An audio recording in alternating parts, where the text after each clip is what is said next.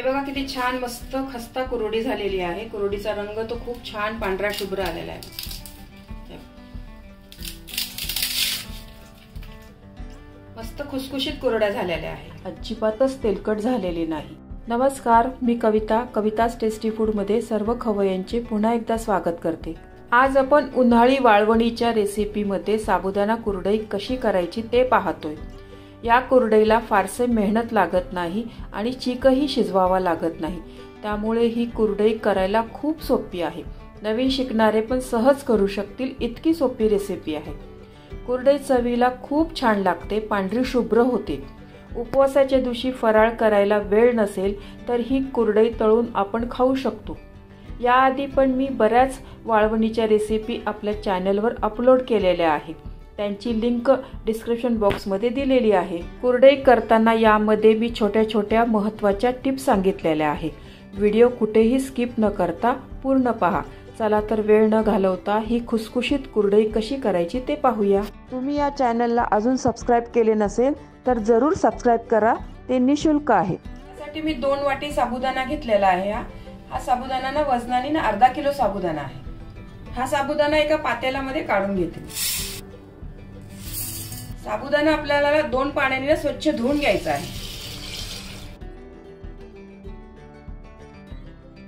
हा साबुदाणा आहे ना व्यवस्थित असा पाण्यामध्ये चोळून घ्या आणि 2 वेळा ना ही प्रोसिजर करा तुम्ही। या साबुदाण्यामधलं सर्व पाणी काढून घेते। साबुदाणा हा 2 पाण्याने स्वच्छ धुवून घेतलेला आहे मी। याच्यामध्ये ना एक 2 ते 3 ग्लास पाणी टाकणार आहे याच्यात।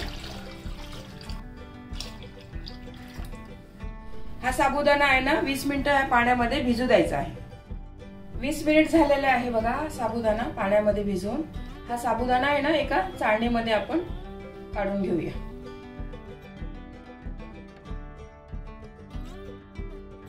या साबुदाण्यामधलं सर्व पाणी मी नितळून घेतलेलं आहे बघा। हा साबुदाणा याच पातेल्यामध्ये परत काढून घेते। हा साबुदाणा आहे ना एक 6 ते 7 तास आपल्याला चांगला व्यवस्थित भिजून घ्यायचा आहे। जसं आपण साबुदाण्याच्या खिचडीला बनवतो ना त्याच पद्धतीने साबुदाणा आपल्याला भिजून घ्यायचा आहे। इथे आपण वजनी अर्धा किलो जरी साबुदाणा घेतलेला आहे ना तरी हा साबुदाणा तुम्ही घेताना वाटीने मोजूनच घ्या। हे का मोजून घ्यायचं आहे हे पुढे मी तुम्हाला सांगणारच आहे। तुम्ही अजून या चॅनलला सबस्क्राइब केले नसेल तर सबस्क्राइब बटनला क्लिक करा आणि बेल आयकॉनला प्रेस करायला विसरू नका, जेणेकरून नवीन रेसिपीचे नोटिफिकेशन तुम्हाला येतील। 7 तास झाले आहे बघा। आपला साबुदाणा ना एकदम छान मस्त भिजलेला आहे बघा, एकदम मोकळा झालेला आहे, अजिबात चिकट झालेला नाही आहे साबुदाणा। हा साबुदाणा आहे ना एका भांड्यामध्ये मी काढून घेते। याच पातेल्यामध्ये 3 वाटी मी पाणी घेणार आहे। ज्या वाटीने आपण साबुदाणा मोजून घेतला आहे ना त्याच वाटीने मी 3 वाटी पाणी घेणार आहे। यासाठी मी सांगितलं होतं तुम्हाला की जरी वजनी हा साबुदाणा अर्धा किलो असला ना तरी हा वाटीने किंवा एखाद्या पातेल्याने मोजून घ्यायचा आहे आपल्याला, कारण कुरवडी करताना ना पाण्याचं प्रमाण आहे ना ते खूप महत्वाचं आहे। नाहीतर मग पाणी जर कमी जास्त झालं ना तर कुरवडी आपली व्यवस्थित चांगली होणार नाही। 2 वाटी मी साबुदाणा घेतला आहे ना त्याच्यासाठी मी 3 वाटी पाणी घेते, म्हणजे एका वाटीला 1.5 वाटी पाणी आहे।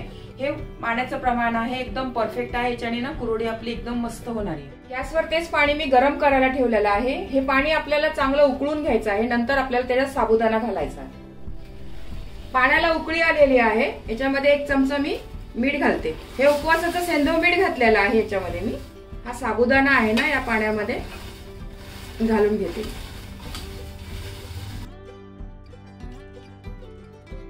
आता गॅस बंद करते मी। हा साबुदाणा व्यवस्थित हलवून घ्यायचा आहे। हा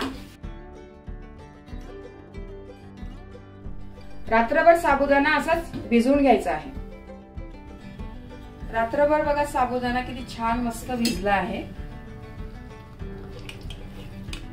मस्त फुलला आहे बघा साबुदाणा।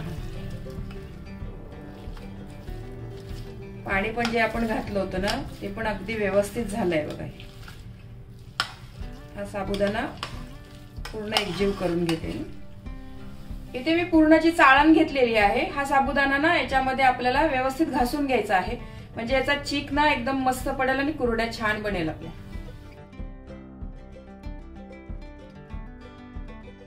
असा थोडा थोडा साबुदाणा ना एक तसं फुलपात्र घ्या तुम्ही आणि त्याच्याने असं घासून घ्या. हाताने घासला तरीही चालेल.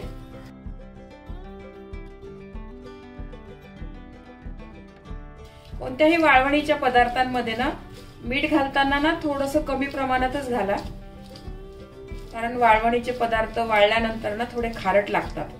याच्यामध्ये अगदी मी पाऊण चमचा मीठ घातलेला आहे. एकदम परफेक्ट झालेला आहे. जेव्हा आपण टेस्ट घेतो तेव्हा आपल्याला बरोबर वाटतात, पण वाळल्यानंतर ना मग थोडंसं खारट वाटतात. हे बघा साबुदाण्याचा चीक मस्त एकदम मऊ, एक पण त्याच्यामध्ये साबुदाण्याची गाठ नाही आहे. एकदम छान मस्त गाळल्या गेलेला आहे. याच पद्धतीने सर्व साबुदाणा मी घासून घेते. हा बघा पूर्ण साबुदाण्याचा चीक व्यवस्थित घासून घेतलेला आहे. या पुरणाच्या चाळणीमध्ये एकदम बारीक मस्त चीक झालेला आहे बघा. आता आपण ना याच्या कुरड्या करूया. इथे मी कुरड्या टाकण्यासाठी ना एक गव्हाचं पोतं घेतलेलं आहे. तुम्ही प्लास्टिकचा पेपर घेतला तरी चालेल. हे बघा हे गव्हाचं पोतं, गहू किंवा तांदळाचं पोतं असं मिळतं ना, ते स्वच्छ धुवून घेतलेलं आहे. याच्यावर पण ना कुरड्या खूप छान निघतात आपल्या. कुरड्या करण्यासाठी तुम्ही अशा प्लेट्स घेऊ शकतात. जाड, बारीक आणि मीडियम आहे बघा. तुम्हाला आवडेल ना त्याच्याने तुम्ही करू शकता. पण ही मीडियमनी ना कुरड्या खूप छान बनतात. याच्याने ना खूपच जाड बनतात आणि हे एकदमच खूपच बारीक आहे. तर मी या चकतीने ना कुरड्या करते नेहमी. चकती आहे ना या साच्याला व्यवस्थित बसवून घ्या. यामध्ये हा चीक आहे ना व्यवस्थित दाबून दाबून भरा. हवा नाही राहिली पाहिजे साच्यामध्ये. हवा जर राहिली ना तर मग कुरड्या आपल्या मध्येच तुटतात, व्यवस्थित होत नाही.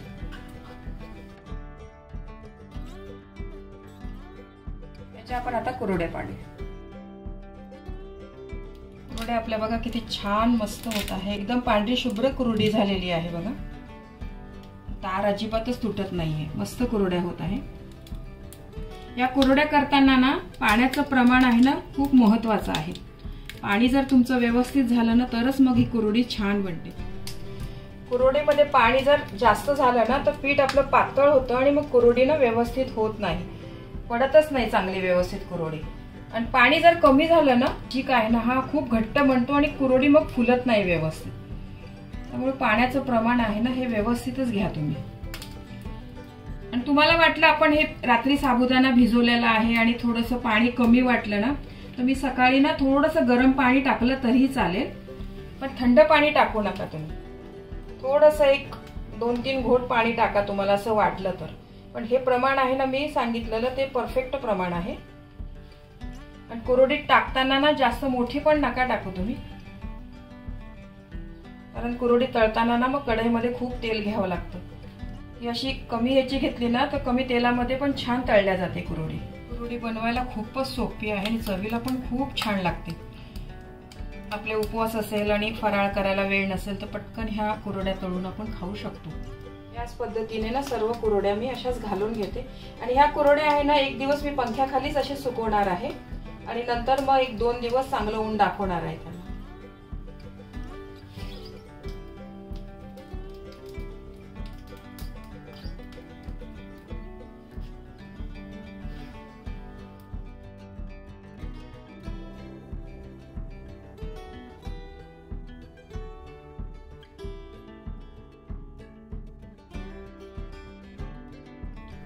हे बघा किती छान मस्त कुरड्या झालेल्या आहे. पांढऱ्या शुभ्र कुरड्या झालेल्या आहे बघा.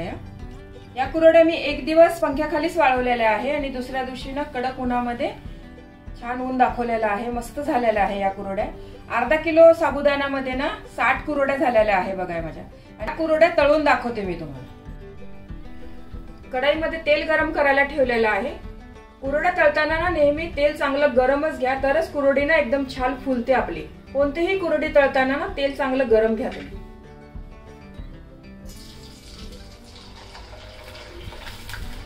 एकूण एक कुरडी बघा किती छान मस्त फुलत आहे बघा. आणि फारच खुसखुशीत कुरडी झालेली आहे.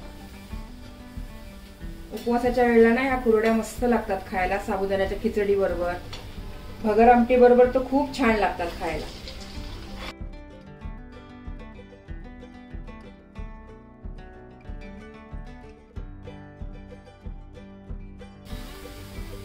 याच पद्धतीने मी अजून 4-5 कुरड्या छान तळून घेते. खूपच सुंदर झालेल्या आहे कुरड्या। तुम्ही एकदा तरी या पद्धतीने ना माझ्या कुरड्या करून बघा। या कुरड्या करताना ना फक्त पाण्याचं प्रमाण आहे ना तेच महत्त्वाचं आहे। ते जर व्यवस्थित घेतलं ना तर कुरड्या खूप छान बनतात। हे बघा किती छान मस्त खस्ता कुरडी झालेली आहे। कुरडीचा रंग तो खूप छान पांढरा शुभ्र आलेला आहे।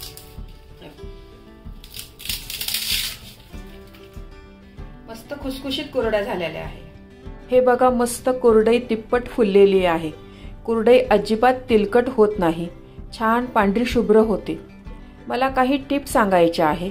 कुरडई करताना व्हिडिओमध्ये दाखवल्याप्रमाणे साबुदाणा भिजवून घ्या।